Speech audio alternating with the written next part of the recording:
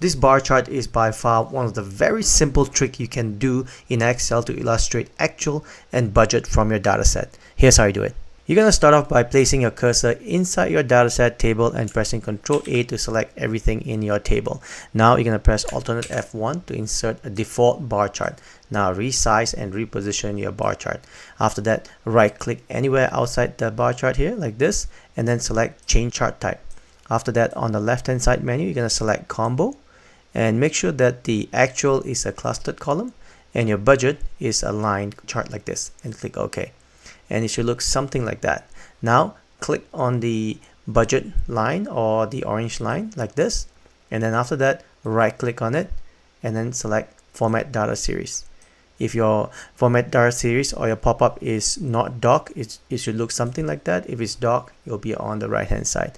After that, select Line and Fill.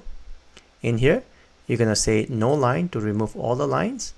And after that, select Marker and then expand marker options, and then you're going to select built-in, and it should look something like that. Then after that, you can change the marker type. I'm going to select this one here and make the marker a bit bigger, maybe size 20, hit enter and close, and after that you're done.